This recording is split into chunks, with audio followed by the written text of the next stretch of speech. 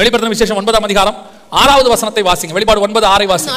அந்நாட்களில் மனுஷர்கள் சாவை தேடியும் அதை காணாதிருப்பார்கள், சாக வேண்டும் என்று ஆசைப்படுவார்கள், சாவோ அவர்களுக்கு விலகி ஓடிப்போம். இந்த வசனம் பாருங்க, கொஞ்சம் பெக்குலியரா இருக்கும். இந்த வசனத்தை பாத்தீங்கன்னா, அந்நாட்களில் மனுஷர்கள் சாக வேண்டும் என்று ஆசைப்படுவார்கள்.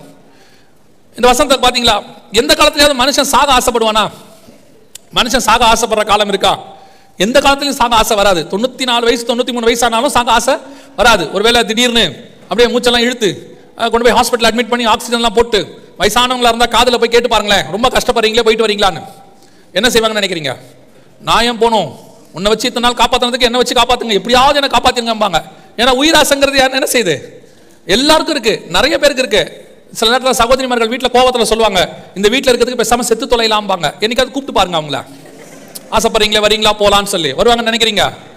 வரமாட்டாங்க. சும்மா அது சொன்ன உடனே சொல்லுவாங்க, நான் ஏன் சாகணும், நீங்க போன பிறகுதான் நான் போவேங்க. ஒரு சிலர்லாம் இல்ல, அது சும்மா சொல்றது. ஆனா சாகராசை யாருக்குமே வராது. நம்மளை விடுங்க, உயிரினங்கள், சின்ன சின்ன உயிரினங்கள், எறும்பு எடுத்துக்கங்க.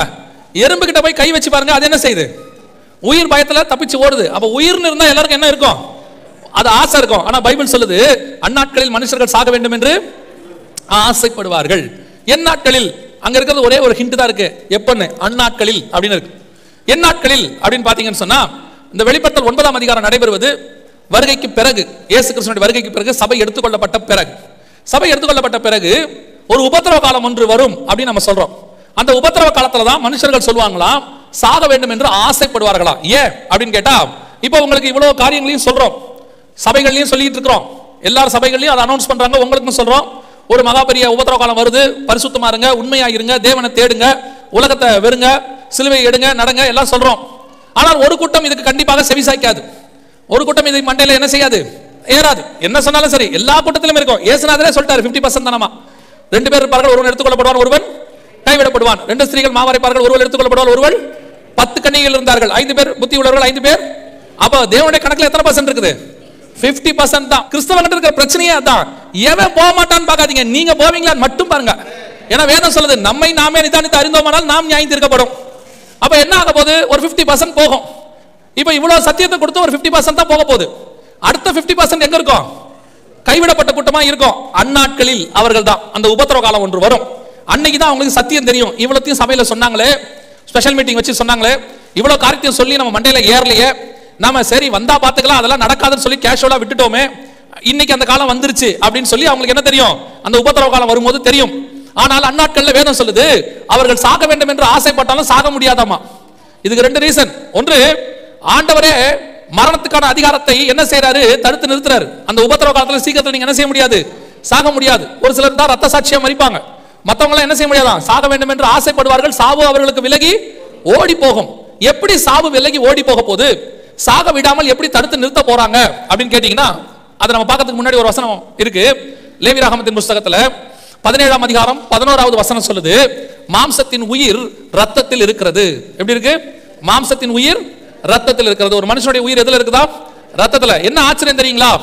இந்த வசனம் லேவியராகம் கொடுக்கும்போது இன்னையில இருந்து ஏறக்குறைய ஒரு 4000 வருஷம் முன்னாடி அவங்க வனாந்திரத்துல, அந்த சீனாய் வனாந்திரத்துல அலைஞ்சிட்டு இருக்கும் போது நடக்கிற சம்பவம். அந்த வனாந்திரத்துல கர்த்தர் இந்த மெடிக்கல் காரியத்தை சொல்றாரு பாருங்க. ஒரு மனுஷனுடைய உயிரணுக்கள் எதுல இருக்கு?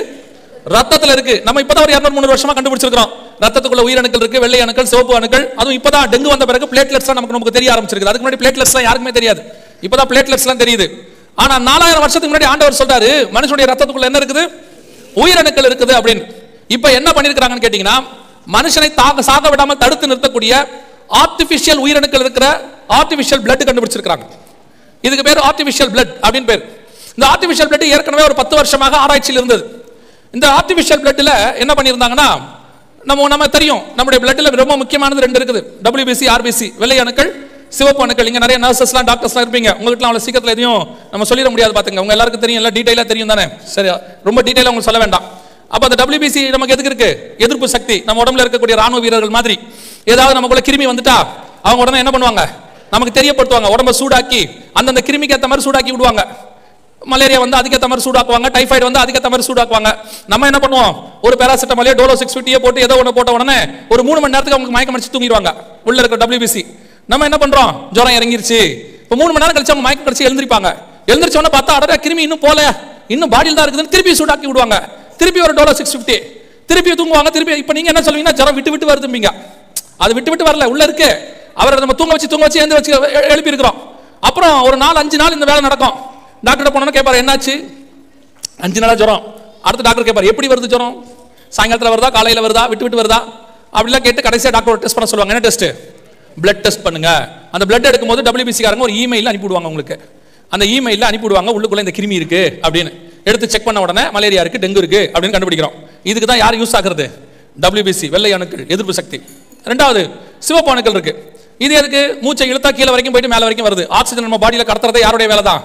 RBCயோட வேலை தான். கீழே நிற்கும் போது மூச்சை இழுக்கிறோம், கால் வரைக்கும் போயிட்டு எங்க செய்யுது?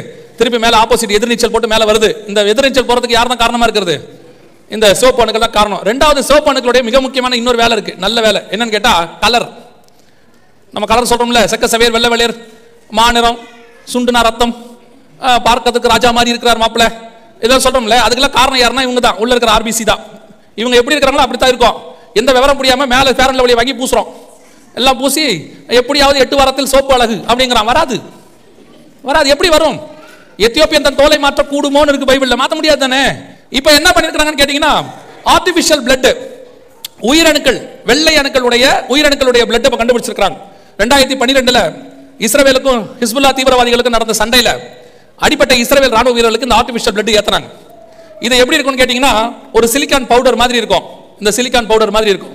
இது நீங்க பியூரிஃபைடு ட்ரிங்கிங் வாட்டர், சுத்திகரிக்கப்பட்டதான தண்ணியில நீங்களே கலந்து ஏத்திக்கலாம்.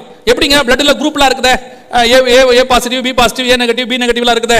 இது எப்படி நீங்க எல்லாருக்கும் ஏத்துவீங்கன்னா, இந்த O பாசிட்டிவ்னு ஒரு குரூப் இருக்கு, அதுக்கு காமன் டோனார்னு பேரு.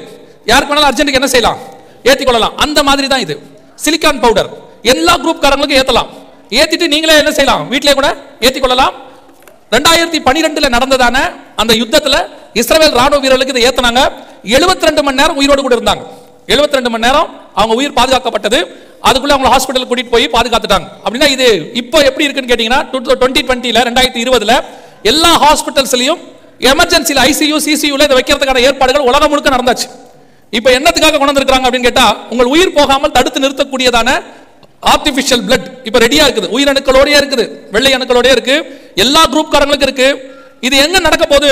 இதை வச்சு என்ன செய்ய போறாங்க அப்படின்னா, அந்திகிறிஸ்துவின் ஆட்சியில 3.5 ஆண்டு காலம் சித்திரவதை நடக்கும். அந்த சித்திரவதை காலத்துல உங்கள் உயிர் போக விடாமல் தடுத்து நிறுத்துவதற்கு தேவையான உபகரணங்கள்.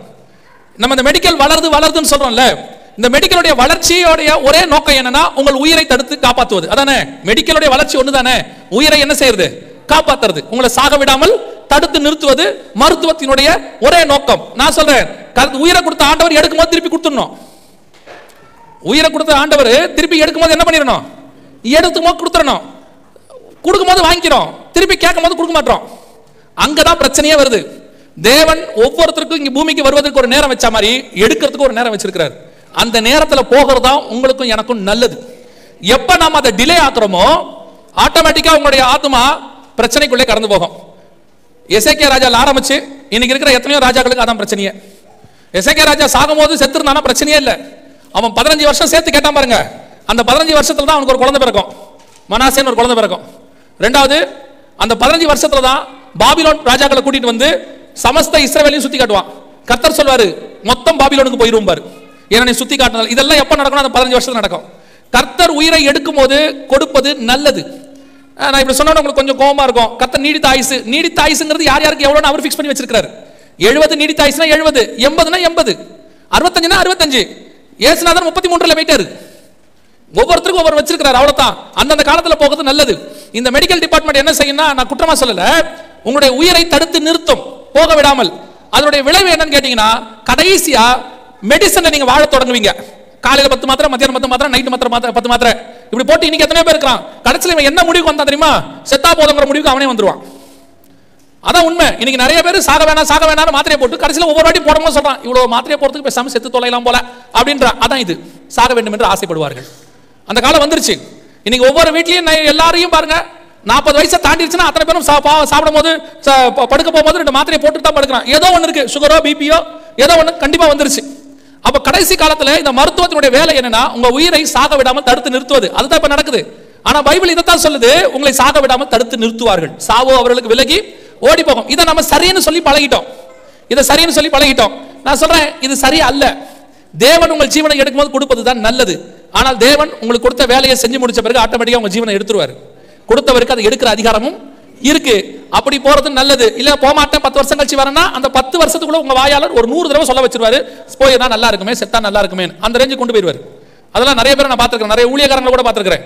சிலர்லாம் போக விடாம எல்லாரும் சேர்ந்து ஜோம் பண்ணி விட்ட மாட்டோம் எங்க பாஸ்டர்ம்பா, கடைசியில் 4 வருஷம் கழிச்சு பாஸ்டர் சொல்லுவார், தயவு செஞ்சு விட்டுருங்கடா, நான் இதுக்கு மேல இருக்க மாட்டேன் பாரு, அந்த ரேஞ்சு கொண்டு போயிருவான்.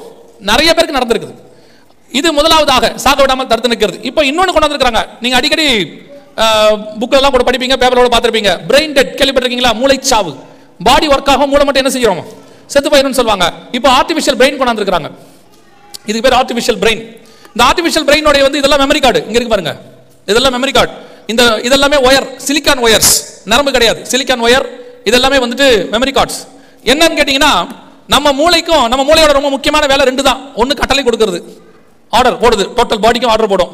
ரெண்டாவது ஸ்டோரேஜ், மெமரி பவர். நமக்கு இந்த 2 வேலையும் தான் நம்ம மூளை செய்யுது. இது நம்ம மூளையை விட ஒரு 3 செகண்ட் லேட்டா வேலை செய்தான். இப்போ மற்றபடி எல்லாமே ஓகே. இது சோ மூளை சாவும் இல்லை. ஆர்டிஃபிஷியல் பிரெயின் வந்துருச்சு, ஆர்டிஃபிஷியல் பிளட் வந்துருச்சு. இப்போ என்ன இன்னைக்கு அளவில் நீங்க போய் பாத்தீங்கன்னா ஒரு மனித உறுப்பினுடைய எல்லாமே ஆர்டிஃபிஷியல் ரெடியா இருக்கு. டோட்டலா இன்னொரு ஆர்டிஃபிஷியல் மேனை உருவாக்க முடியும். அதையும் ரெடி பண்ணி வச்சிருக்காங்க. கடைசியா நான் அதுவும் உங்களுக்கு காட்டுவேன். இப்போ கர்த்தர் சொன்னபடி கடைசி காலத்தில் உங்களை சாக விடாமல் தடுத்து நிறுத்தக்கூடிய, சாவோ விலகி ஓடி போகும் என்று சொல்லக்கூடிய இடம் இன்னைக்கு வந்துருச்சு பூமியில. இன்னைக்கு நீங்க பாக்குற ஆம்புலன்ஸ்ல இருந்து எல்லாமே அந்த வசனத்தினுடைய தீர்க்க தரிசனம் நிறைவேறுதல். உங்களை சாக விடாமல் தடுத்து நிறுத்துவார்கள், சாவோ விலகி ஓடி போகும். முழுவதுமாக சாக விடாமல் தடுத்து நிறுத்தக்கூடிய மருத்துவ உபகரணங்கள் வேர்ல்டு வைட் ரெடி, எல்லா நாட்டிலும் ரெடி, எல்லாமே அட்வான்ஸ்டாக இருக்கிறது. சாவு விலகி ஓடி போக போகிறது. அந்த 7 ஆண்டு கால உபத்திரவ காலத்தில் உங்களை சாக விடாமல் 100% தடுத்து நிறுத்துவார்கள். மரிச்சா ரத்த சாட்சியா தான் மரிக்கணும், இல்லைன்னா மரிக்க முடியாது. அந்த அளவுக்கு உங்களை கொண்டு போறதுக்கான எல்லா உபகரணங்களும் இப்பொழுது தயாராக இருக்கிறது. இது முதலாவது.